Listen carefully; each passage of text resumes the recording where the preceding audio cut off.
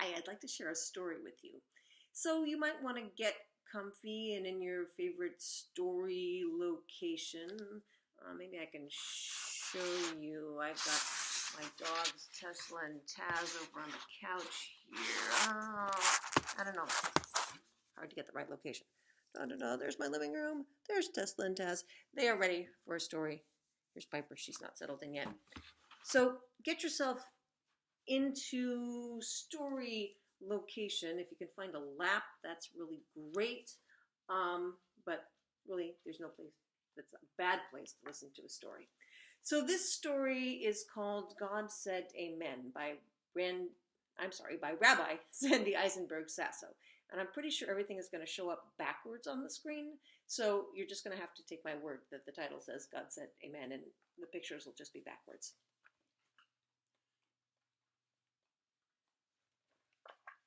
Long ago, there was a place called the Kingdom of Midnight, where the land was lush because water was plenty, but there was no oil to light the lamps. When the sun set, darkness swept through the kingdom. The Kingdom of Midnight was ruled by a grand prince, and he hated the dark. He stumbled around the large palace rooms, bumping into the royal throne until he was royally black and blue. He could not find his royal pajamas. "I cannot be a proper prince without my royal pajamas," he yelled.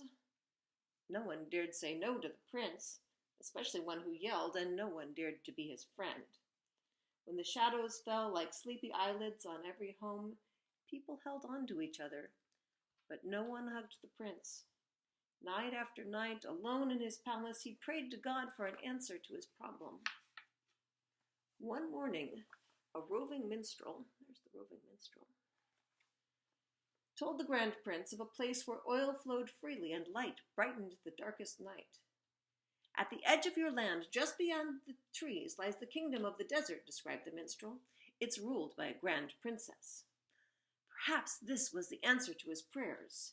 He mounted his royal crane, there's the royal crane, and rode to the place where a valley divided his kingdom from the kingdom of the desert. There, from a distance, he saw light and the princess. The kingdom of the desert was a land that sparkled with light. But there was no water to grow gardens. The grand princess bemoaned the lack of water. Her white royal robes were always dull from dirt and dust. Without water, there was no royal hot tea. "I cannot be a royal princess without royal tea," she shouted. She's pretty grumpy about it. No one dared say no to a grand princess, especially one who shouted, and no one dared to be her friend. When storms blew sand throughout the kingdom, the people held on to each other, but no one hugged the princess. Night after night, she prayed to God for an answer to her problem. One morning, a roving minstrel, who looks suspiciously familiar, told the grand princess of a place where the water flowed freely and gardens grew in abundance. "Go to the edge of your land, and there, just beyond the sand dunes, is the Kingdom of Midnight," promised the minstrel. "It is ruled by the grand prince." Perhaps this was an answer to her prayers.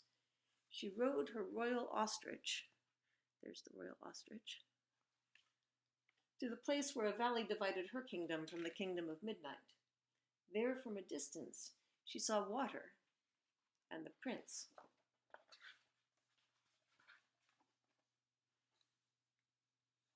When the grand prince returned to his kingdom, here he is, very wet kingdom, he ordered the keeper of the royal crane, "Inform the princess that if she desires water, she must come to me with jugs of oil."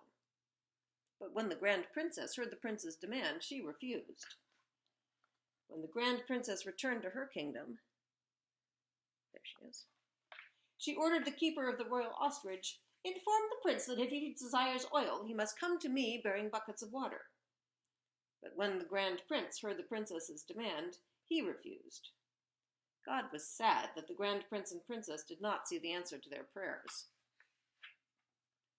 Many nights passed, but despite the darkness in the desert, the prince and princess would not budge. Then one morning, the boy who was the keeper of the royal crane led it to the prince's window. Can you see? There he is. girl, who was the keeper of the royal ostrich, led it to the palace door of the princess. The prince and princess thought it strange that the children should bring the crane and ostrich from their royal stables without being told to do so. The royal crane whooped. Whoop!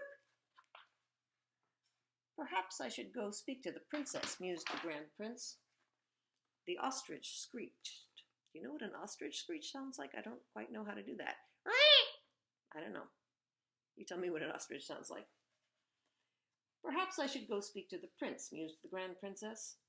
And so the prince and princess each rode to the place where the valley divided their kingdoms. This time the prince came close enough to hear the princess praying for water. Her voice sounds like the desert wind, he said wistfully. For a moment he thought he might go to meet her, but then he yelled, I am the grand prince. She must come to see me. His heart grew cold and hard. The princess heard the prince offer a prayer for light. His voice sounds like summer rain, she said sadly. For a moment she thought she might go meet him, but then she shouted, I am the grand princess. He must come to see me. Her heart grew cold and hard. The day wore on, but in his stubbornness the prince would not move.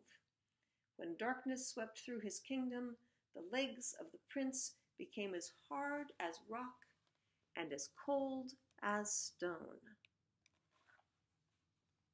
The day wore on, but in her stubbornness the princess would not move. When a storm blew sand through her kingdom, the legs of the princess became as hard as rock and as cold as stone. God was sad that the grand princess and grand prince had refused to see the answer to their prayers. The people of the Midnight Kingdom and the Desert Kingdom awaited their prince and princess. When they saw the royal crane and the royal ostrich return without their riders, they knew something was wrong. But the people were afraid to venture out to the edges of their kingdoms, a place they had never been. But the young boy who was the keeper of the royal crane decided to follow it wherever it would lead him.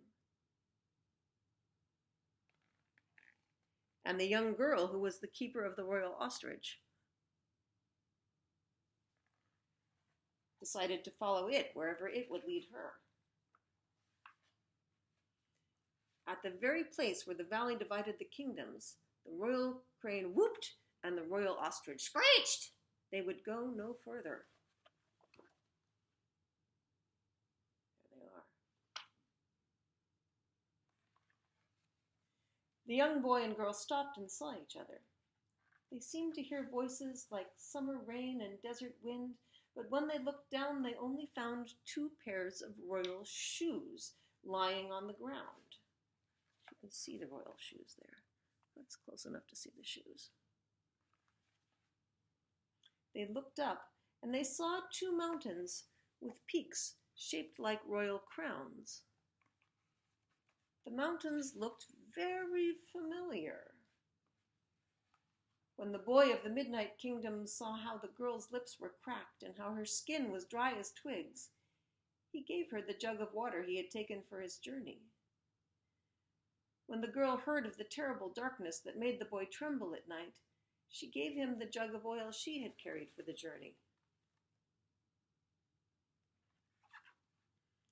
The boy and girl returned to their kingdoms to tell the people what they had found. At first, the people of the kingdoms did not believe the children. They're just imagining, they all agreed. Princes and princesses do not turn into mountains. But when the people saw the boy's jug of oil and the girl's jug of water, even though they didn't believe the story, they followed the children anyway.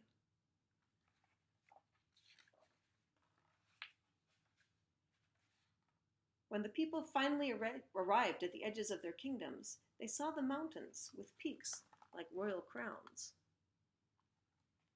There was no doubt that these were the Grand Prince and the Grand Princess. The boy who was the keeper of the royal crane and the girl who was the keeper of the royal ostrich brought each other jugs of oil and jugs of water. Before long, all the people were doing the same. There was enough water and oil for everyone. The people called the place where they gathered between the two mountains the Valley of Seeing, because at long last they saw God's answer to their prayers.